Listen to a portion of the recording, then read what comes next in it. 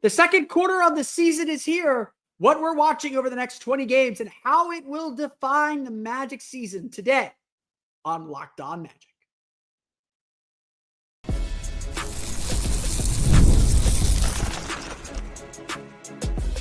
You are Locked On Magic, your daily Orlando Magic podcast, part of the Locked On Podcast Network, your team every day. And you are indeed Locked On Magic. Today is December 6th, 2024. My name is Philip Rossman-Reich. I'm the senior writer over at OrlandoMagicDaily.com. Of course, follow me on Twitter at PhilipRR_OMD. On today's episode of Locked On Magic, we'll preview the next 20 games as we get closer to the midpoint of the season. Your second quarter preview today on Locked On Magic. We'll get to that coming up here in just a moment. First, we want to thank you again for making Locked On Magic part of your day every day, no matter when you listen to us, whether it's first in the morning, whether it's right we upload. We truly appreciate you making Locked On Magic part of your day every day.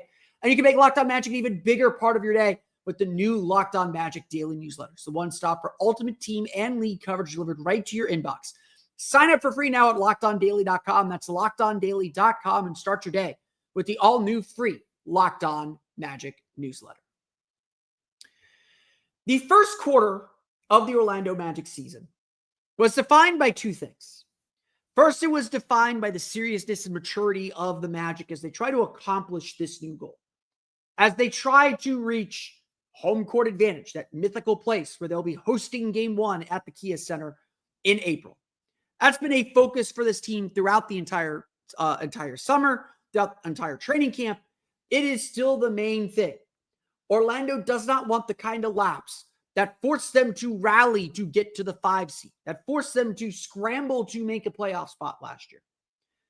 And certainly with a 14-7 record in the first quarter of the season, they're now, of course, 15-8 or 16-8. With a 14-7 record through the first quarter of the season, the Magic have set themselves up to accomplish this goal.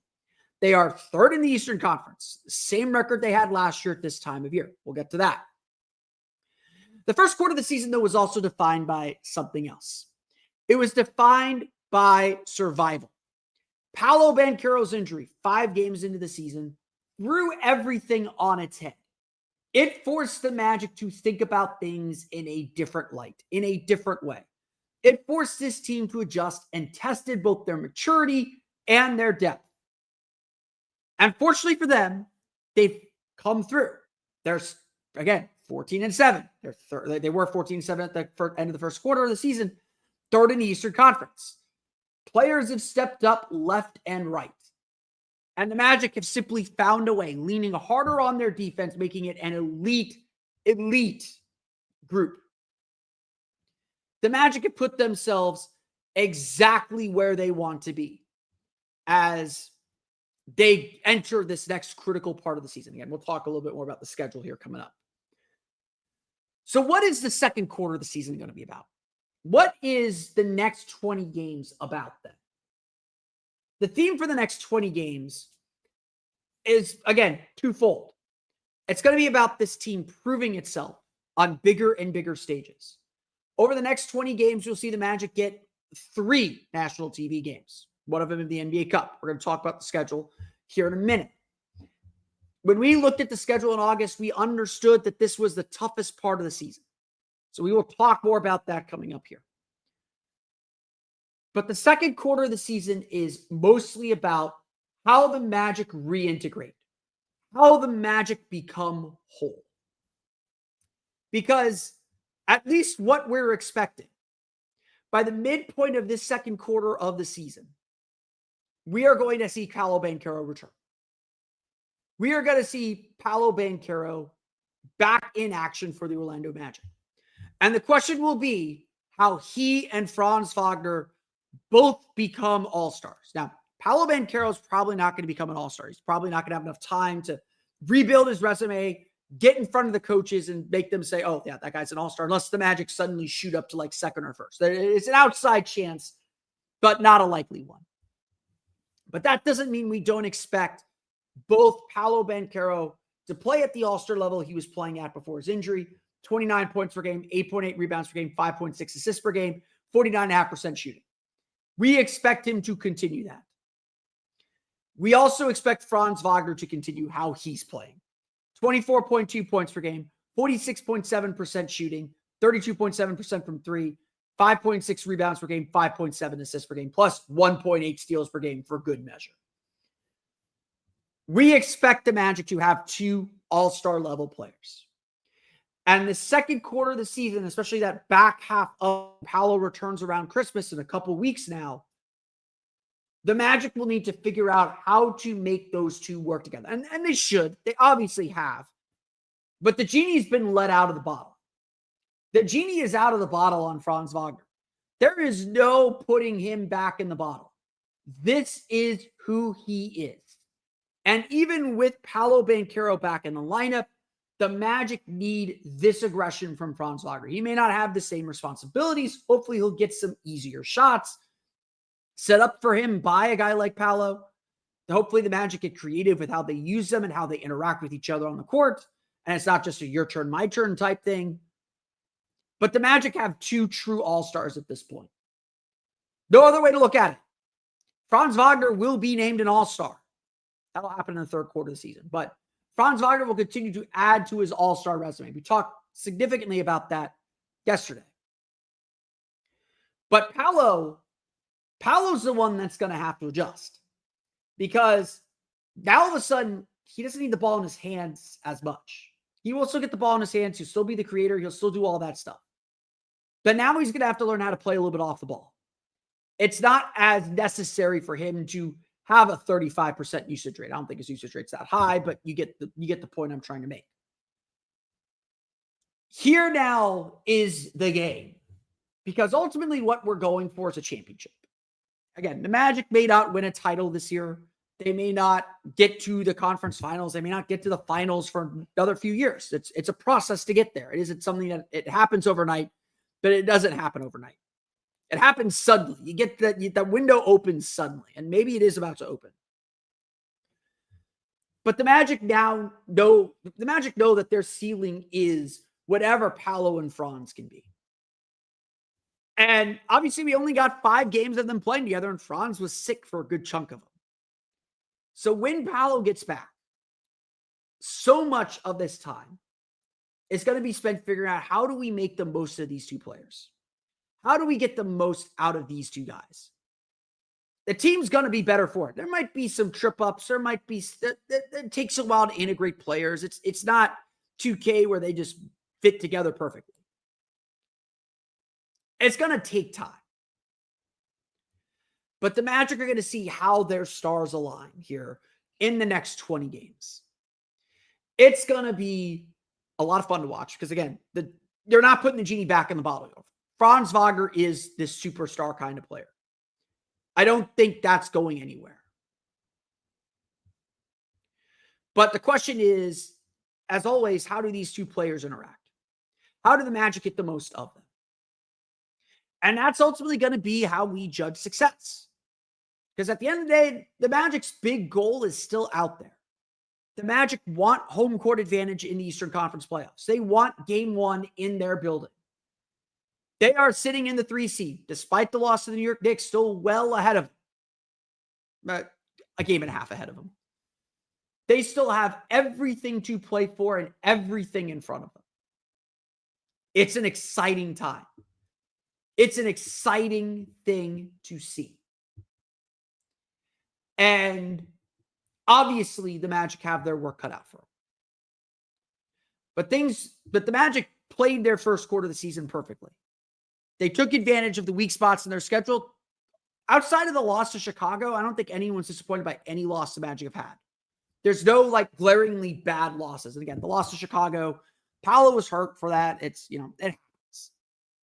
The Memphis loss was pretty disappointing, but I'm not losing sleep over back-to-back at a tough opponent on their opening night. That's tough.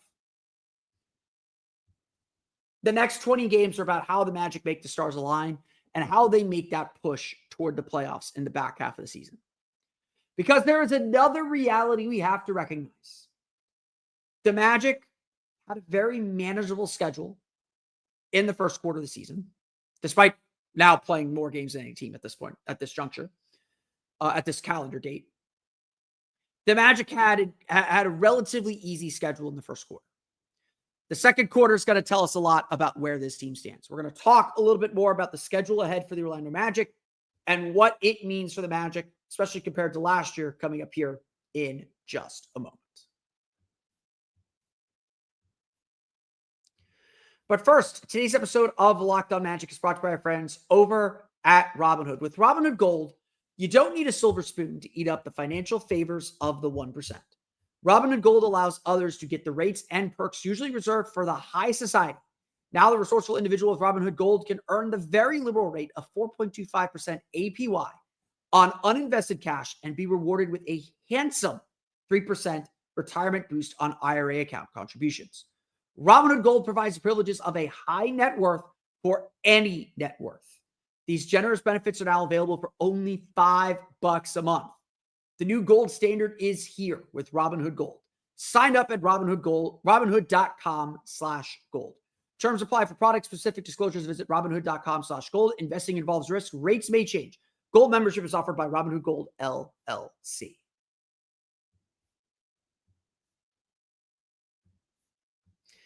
So, like I said, the second quarter of the season, these next 20 games, it's really 17 because we've already played 3.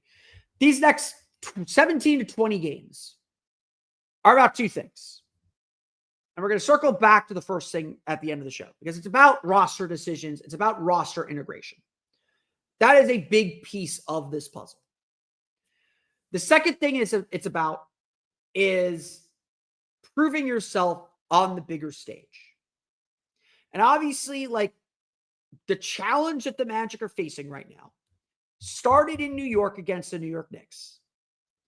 It started with a frustrating loss to the Knicks, a bad 121-106 loss that was not a 15-point deficit on national TV in the in-season tournament.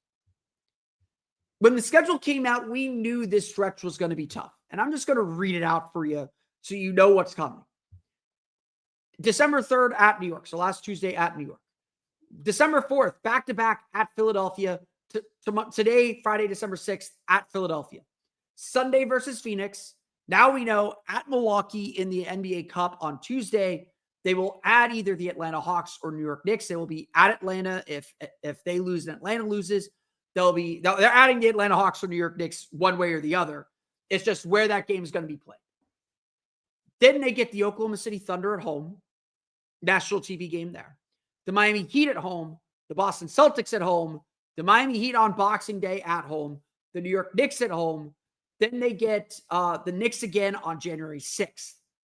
Minnesota at home. Milwaukee at home January 9th and 10th. Philadelphia again on the 12th. They're done with the Sixers. And then Milwaukee January 15th. The Magic will face the Bucks 3 times. And yes, the Magic do face the Bucks 4 times now, 3 times on the road. I don't believe that is changing. The January 10th game is the only time the Bucks will come to Orlando in this 4-game series. On the horizon, too, is a game at Boston, by the way, January 17th.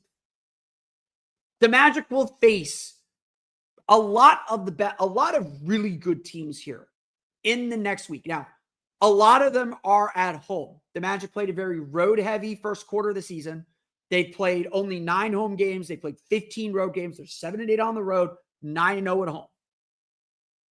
All these big games, Milwaukee and there's at Milwaukee on Tuesday, at New York on Monday, and then either a game in Vegas or at Atlanta, unless Atlanta beats New York and Orlando loses, then New York comes to Orlando. It's complicated. We'll talk about it next week. But the Magic get a lot of these games at home. And so the Magic actually have a chance here to build momentum. They have a chance here to prove to themselves and to the league that they can beat the good teams. As things stand today, after Thursday's games, I'm going to pull up the standings here. Orlando simply just does not have a lot of marquee wins on their resume, if we're going to use that parlance. The Magic lost to the Knicks. They beat the Heat 10-10. So there's one 500 team. They beat the Suns 12-9. They beat the Lakers 12-10. They haven't faced a lot of these teams. They lost to Dallas. They've lost to Oklahoma City. They've lost to Memphis. They've lost to the Clippers. They've lost to the Cavs. They've lost to the Knicks. I think Chicago and Indiana are the only teams below 500 the Magic have lost to, if I'm not mistaken. I'm just looking over results here. Yeah, I think that is correct. So again, it's not like last year, it's not like the Magic are losing to bad teams. They're building their record the way they should. They're taking care of their business. But now it's time to prove that you can play against the big boys. Now it's time to prove that you can play against the best teams in the league. The teams that you're going to have to beat 4 times in the playoffs. Like I said, we're always thinking about the playoffs. We're always thinking about what's coming down the pike and whether the Magic will be able to compete at the highest levels. The schedule's going to toughen, but it being at the Kia Center means it is manageable. And of course, there's always the opportunity that the Magic win the NBA Cup. They're still in the game, single elimination. Anything can happen. Anyone can have a good day. Magic can string together 3 good games and win this thing. And doing that will prove that, yes, the Magic can beat good teams, because the teams out west, you'll be beating Atlanta, who's playing very, very well right now, or New York, who obviously is playing very, very well right now. You'll beat Milwaukee, who's playing very, very well right now. You'll beat a good Western Conference team too. And the game in the final is not part of the regular season, but again, we'll see. The bottom line again is this. The Magic still have a lot to prove. The Magic still have a lot they need to say to the rest of the league. And this is the moment where the Magic struggled most last year. If we look at the second quarter of the Magic season last year, Orlando was 14-7, same record as this year, through 21 games. They went 8-12 through that second quarter of the season. That included a 4-game losing streak to Boston, twice to Boston, Miami, and Milwaukee.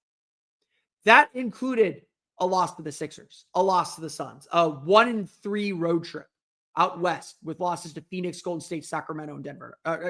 Phoenix, Golden State, and Sacramento. They beat Denver. Great game. That was obviously a period when the team got sick. They lost a game at Miami, a tough game when, again, everyone was sick. They lost at Oklahoma City. They lost that buzzer beater at Atlanta. This was the period where Orlando dropped all those games. And so when the Magic say we have to be ready for that random Tuesday in January, that those games matter, this is the part of the season they're talking about.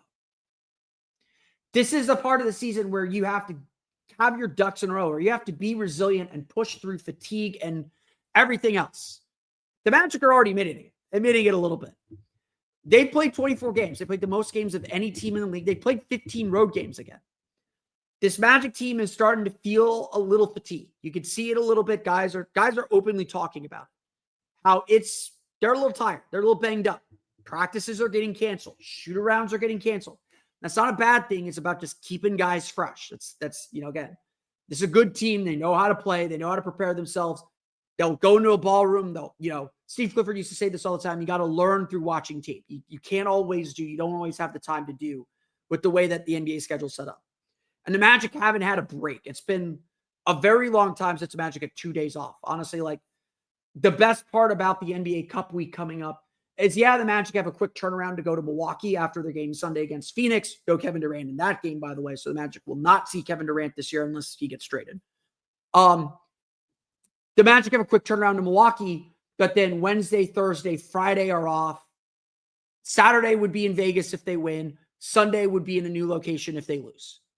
Getting some time to just reset is going to be good for this team. And being at home for the longest homestand of the year over Christmas is going to be good for this team. But over the next 20 games, we are going to learn a lot.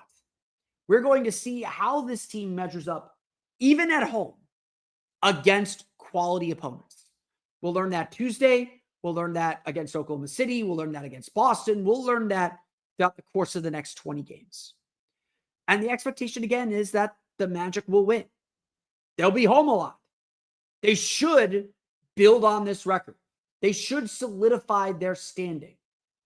And this quarter of the season, despite how difficult the opponents are in this schedule, should be one where the Magic continue to gain ground, where the Magic continue to step forward. And if they do that, then the Magic will be able to achieve that ultimate goal. This is also a critical part of the season because trade season opens up in a week, a little bit more than a week now, and rotation decisions loom.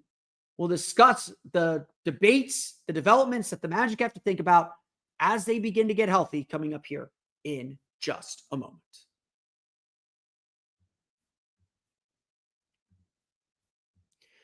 But first, today's episode of Locked On Magic is brought to you by our friends over at FanDuel. Get ready to tackle the NFL action with FanDuel, America's #1 sportsbook, because right now, new customers can bet $5 and get $150 in bonus bets if you win. The FanDuel Sportsbook app gives you everything you need to place live bets on the NFL all in one place. So when you get a hunch in the middle of the game, you can check out the latest stats, view live play-by-play, and so much more on the same page where you place your bets.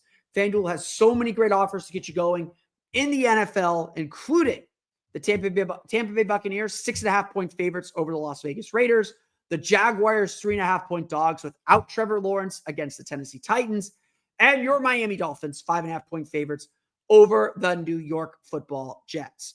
In college football, with Championship Saturday coming up, you can check out some great odds on the Big 12 championship game. Arizona State favored to beat Iowa State by 2.5. Texas favored over Georgia by 2.5 as well. And of course, Big 10 championship game, Oregon favored over Penn State at 3.5. Basketball, they have basketball odds too, including plenty on the NBA Cup. The Magic, by the way, 3-point favorites over the Sixers on Friday. We want to get that out of the way. And then in the NBA Cup, the Magic are 5-point road dogs against the Milwaukee Bucks. Should be a good game at Fiserv Forum on Tuesday. So visit FanDuel.com to join today. You'll get started with $150 in bonus bets if you win your first $5 bet. That's FanDuel.com.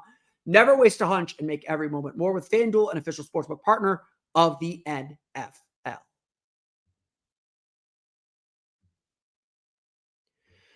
So we are getting closer and closer to trade season. And I usually like to avoid talking about trade season before December 15th. December 15th is the unofficial opening of trade season. It's when most contracts signed in the offseason can be traded. Essentially whenever you sign a new contract, I don't think this is the rule. The rule is once you sign a new contract, you cannot be traded for 6 months or until December 15th, whichever comes last. So Wendell Carter, Jonathan Isaac, both signed new contracts Jonathan Isaac signed in July, so he's eligible to be traded. Wendell Carter signed in October. He is not eligible to be traded before the trade deadline. So he is out. He is out of the trade discussions, not going to be traded. But that in and of itself is a quandary, because probably the biggest decision the Magic have to make once Paolo Banchero returns is whether to continue starting Wendell Carter or to start Goga Bitadze. And this was a debate last year, but not much of one, because Wendell Carter had some baked-in cachet. He had a really strong season in 2023. It did not seem to make sense to turn to Goga Bitadze. Carter was reliable. Well, Carter didn't have a good season last year. Bitadze stepped back into the starting lineup and performed very, very well. And Carter, since coming back from plantar fasciitis, has been inconsistent. I would tell you he's still been fine defensively, but undoubtedly does not make the same plays that Goga Bitadze makes. And that debate is wide open at this point. I am still a believer in Wendell Carter, even though I know he has shortcomings. But I am increasingly more open to Bitadze starting. And I'm not here to debate this decision completely. I'm not here to tell you what's going to happen. This is something that the Magic are going to have to decide. And we see this in some of these losses, how clear some of the Magic's deficiencies are. And so these next 20 games, this 20-game period that I'm talking about, game 41 for the Orlando Magic in the 2025 season, comes on January 15th. The trade deadline is in early February. I believe it's February 6th while the Magic are in Denver. January 15th. So the second quarter of the season is going to end about 3 weeks before the trade deadline. So what we see over the next month is going to determine the direction the Magic go with the deadline. Are the Magic playing well enough that they feel they should put some chips in and try to make the most of this season? Or do the Magic want to continue playing long-term games? Do they want to continue to let players grow even if it means making mistakes? That's part of the equation here. That's part of what the Magic are going to find out. And so something we all need to watch is whether Jalen Suggs continues to grow into this role as the quasi-point guard. Getting Paolo Banchero back is going to make his life easier. I think right now he's struggling with it, and that tells you something, but I don't know if it draws conclusions. Can Anthony Black continue to grow in confidence as the backup point guard? And if the answer to either of those questions is I don't know or I don't think they're getting there, then the Magic probably need to think about grabbing a point guard if they want to get out of the first round. If that's the goal for the season, if that's a necessity for the season. I'm not sold that it is, not in a bad way. I think they're okay letting guys grow and seeing where it takes them before making these decisions.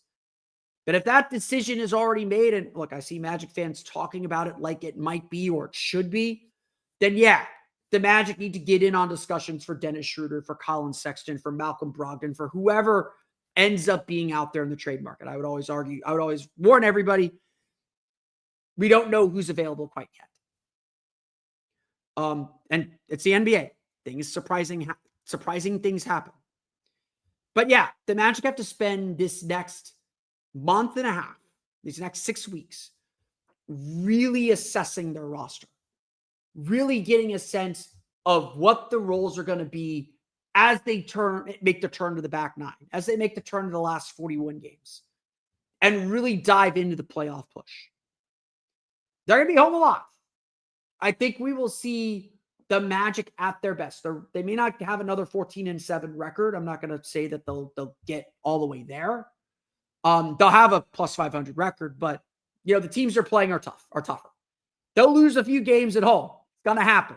No, the best Magic team at home was the 95 team that went 39-2. I believe that is, I think a team has gone 40-1, but I'm not 100% sure of that.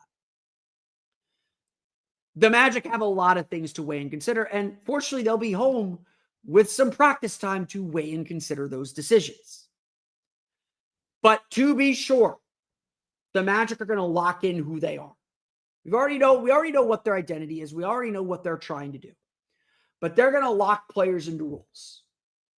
Tristan da Silva may be sitting on the bench and only playing when guys get hurt. This is the time of year last year Anthony Black fell out of the rotation and did not get back in because he was not ready for big-time basketball. Jett Howard may fall out of the rotation and may not get back in. This is the time that those rotations harden, where player roles become set and teams start to get more serious about the playoffs. Like I said, a big goal for the Magic is not to drop any of these games. Yeah, a big goal for the Magic was to understand and recognize how important these games in December are. They're just as important as the ones in April. Not late April, early April. The Magic are going to weigh a lot of this and figure out what this team needs to look like for that period of the season. And they will get a lot of opportunities, obviously, to figure this stuff out and see exactly where they stand in the Eastern Conference pecking order.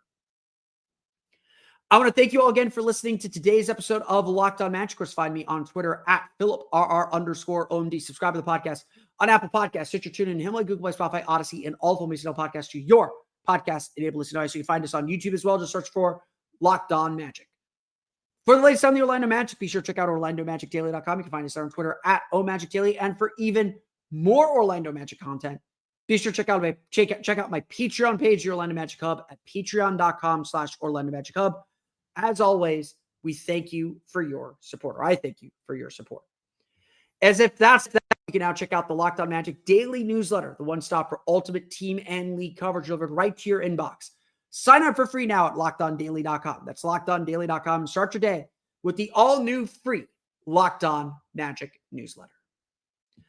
That's going to do it for me today, though. I want to thank you all again for listening to today's episode of Locked On Magic. We'll be back tomorrow to chat about the Orlando Magic's game against the Philadelphia 76ers. But until then, for Orlando Magic Daily and Locked On Magic, this has been Phil Rossman-Reich. We'll see you all again next time for another episode of Locked On Magic.